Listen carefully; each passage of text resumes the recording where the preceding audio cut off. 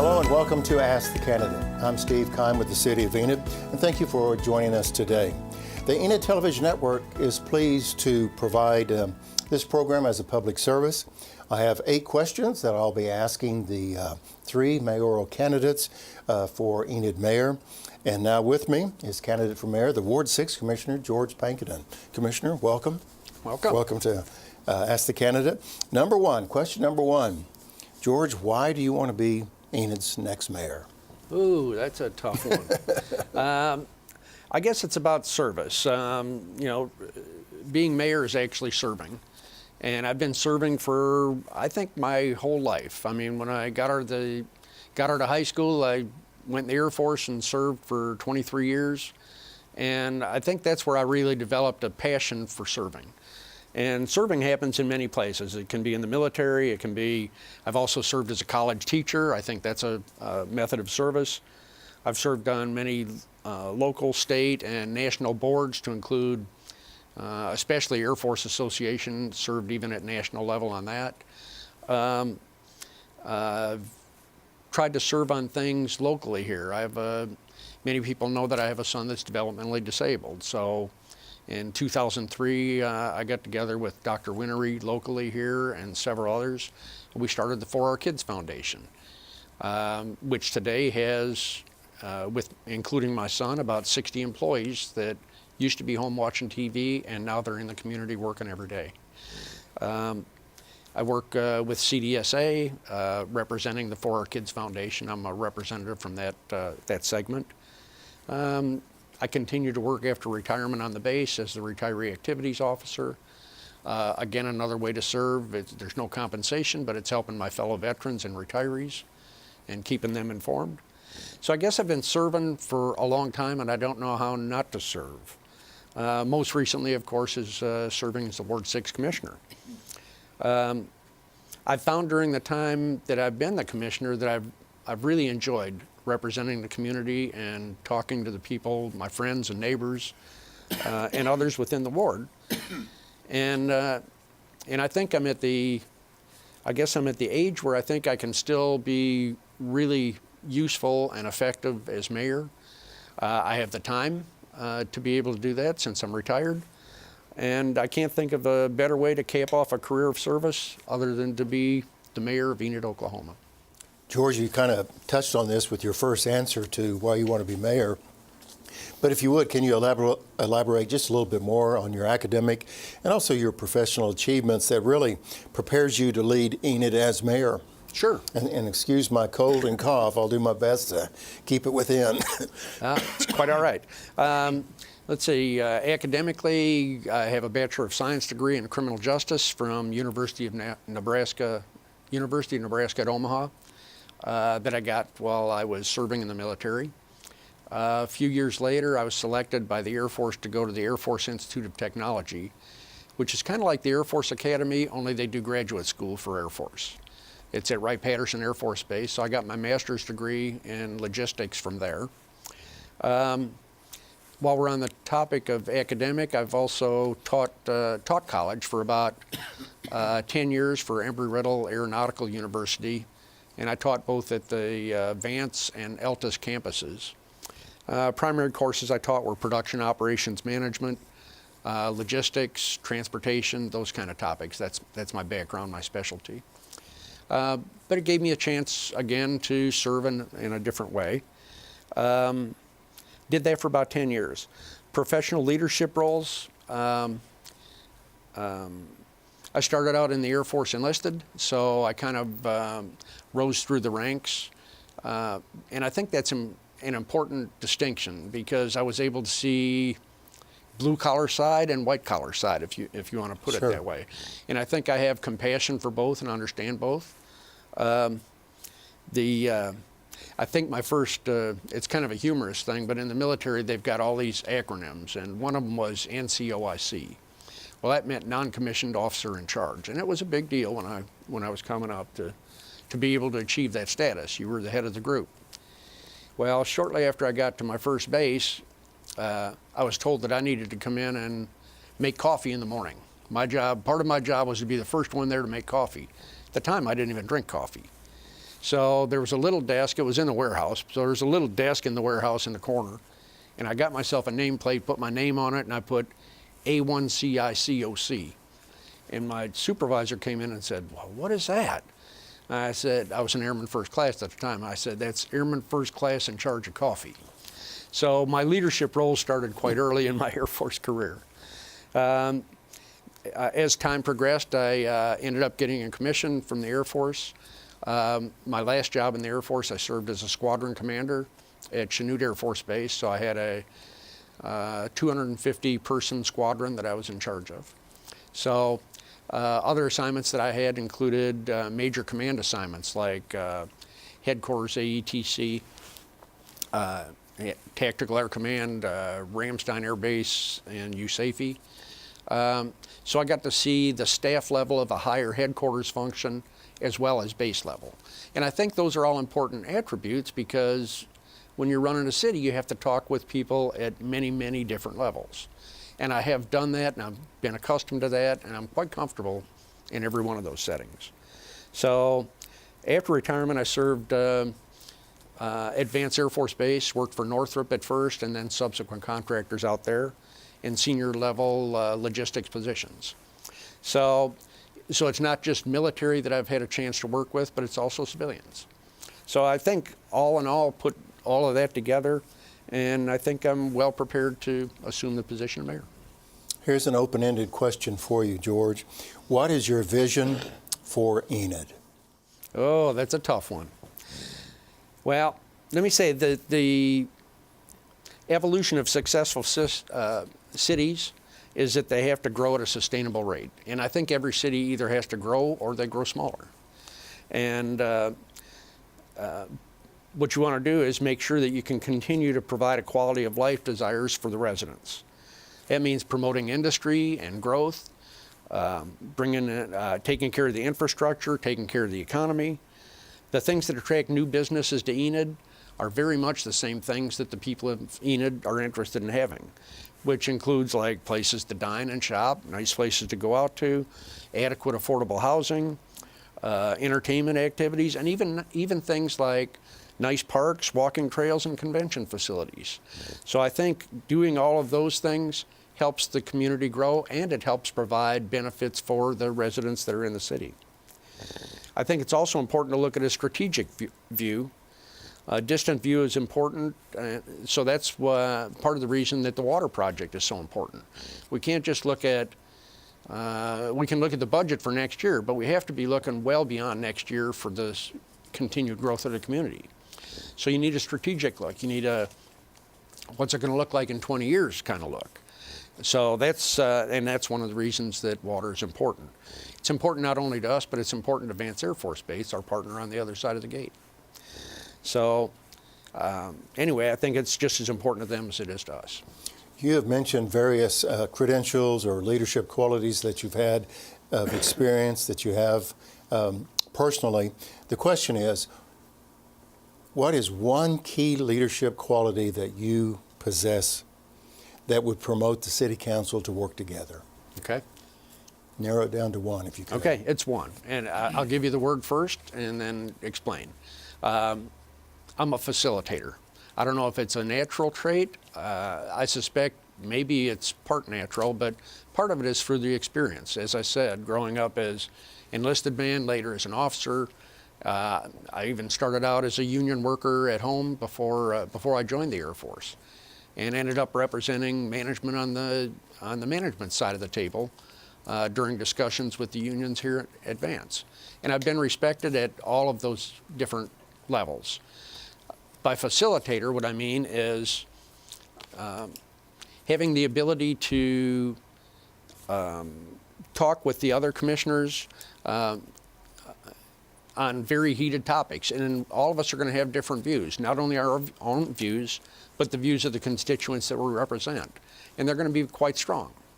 Well, it takes somebody strong to be able to broker that and make sure that all sides are heard, all sides have an equal chance at talking, and that everybody respects the decision that comes out of it.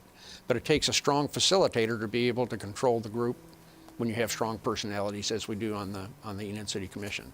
So I think that's probably the biggest trait that I can bring to the mayor position. Okay. As Ward 6 Commissioner, George, what event or item during your tenure as a commissioner, what one event or item do you consider as the most significant achievement? Well, I think the continued efforts on the Kaw Lake Water Project, and I hate to say, you know, if you're looking for something that started the day you got there and ended, you know, now, that's probably not the way. Again, I'm kind of a strategic long-term thinker. And I think our efforts with the Kaw Lake Water Project are by far the most important, most significant things that have happened and will happen in the future. Engineering's done a great deal of work on the project, but the Commission's been instrumental in making numerous decisions on project scope.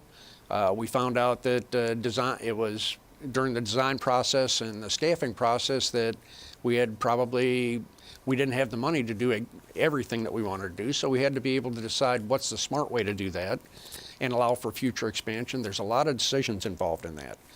Beyond that, how are we going to fund it? That became a real issue, and we had help doing that, but it was decisions that the Commission had to make and decide which way to go on that. So again, that issue is critical for the long-term viability of Enid, but also Vance Air Force Base, and I believe it will become a revenue source for Enid in the future as well. Right now, I don't think water is ever going to get cheaper than it is today. I guess if we were all really smart back in 1965, when gas was 23 cents a gallon, we'd have bought a lot of gas. Not that it would have lasted that long.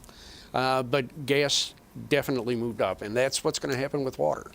So I think not only do we need it in the future, but I think the surrounding communities are going to need it as well, and that may be a source of revenue if we have excess capacity in the future. So I think that's important. Yeah.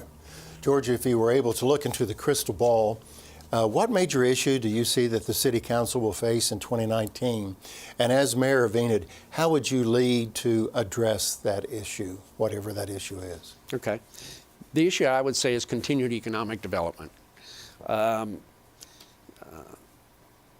This includes development of things like the Lahoma Courts property that has been with us for a little while, and it's an issue that we need to have resolved, but it's one that we need to resolve properly. The worst thing that we can do is try and resolve that with the first thing that comes down the pike and then regret it forever. So we need to do that. We need to do it smart. ERDA has been under the great leadership of Brent Kiesling for a long time. Under his leadership, they've done a lot of community development. He's brought a lot to the community, and we've supported him in that effort. Whenever you lose a key leader, there's a transition period, and I'm concerned that we want to make sure that doesn't create a problem for us. I have every confidence in Lisa and the rest of the staff at ERDA that that's going to continue, as well as the board that runs ERDA. So I know they'll find a successor that's going to be effective. But still, I think it's something that we need to keep our eyes on as a commission and make sure that that is heading in the right place. Of course, continuing support of the city infrastructure and quality of life programs that I discussed earlier are also very important. George, as you're well of, you receive comments or complaints from time to time. City staff receives numerous and just a variety of complaints in regard to what's going on in the community. And one of the topics that always ranks near the top is potholes. So as mayor, what role do you see as mayor playing in regards to addressing the street and pavement problems? Okay. Yes, that's probably the question that you hear most from constituents, and it's and I guess I can tell you why, and you probably know, but if you go to work every day and you follow the same road path every day, you're familiar with that same pothole every day, and every day it reminds you that they haven't done that yet, and so that's why it's we're reminded of that daily, but. The thing we're not reminded of daily is all of the other things that require funding from the city, whether it's police or fire support or city administration or support of Wittering Airport or any of the other things that happen in the city. So I guess the answer is you only get so much money every year, and it coming from the different sources it comes from. And you have to decide how to divide it. You never have enough money to fund everything you want. So it's a balancing act. It's trying to figure out how much do we need to put in each area, what's most critical this year. And while the pothole that's by my street or yours may be the thing that we look at every day, we're not looking at all the other things that have to be funded as well. I think it's incumbent upon both the mayor and all the city commissioners to be able to express that to their constituents. They, not only during the budget process, but that's an ideal time to be able to tell them, hey, look, here's the other things that we have to take care of too. And we're trying to make sure that your city is the right place to live. And we'd like to get rid of every pothole, but we can't do it at the expense of everything else in the city. George, as you're aware of, technology changes weekly, if not by the hour. And the way to communicate to the community varies through just radio, television, newspaper, and then, of course, social media. So the question is, what will be the role of social media during your tenure as mayor of Enid? Okay. Social media is and always has been an important media to be able to keep the public informed. And I think that on issues of interest to the residents of Enid. Our focus on social media extends beyond the citizens of Enid, though, I think. We must have our information available to businesses and individuals that are surfing for a possible new place to live and work. It's part of economic development. We're no longer in a world where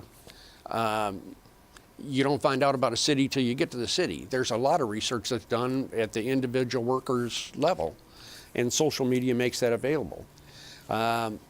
A critical area that we have in the city of Enid right now is the number of doctors in town.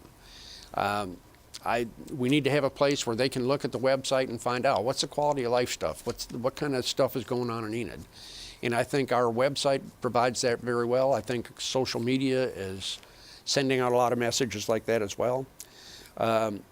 So our media network needs must include nationwide audience as well as the local residents. Things that I think of that are very impressive that I'm happy with are Enid newsletters.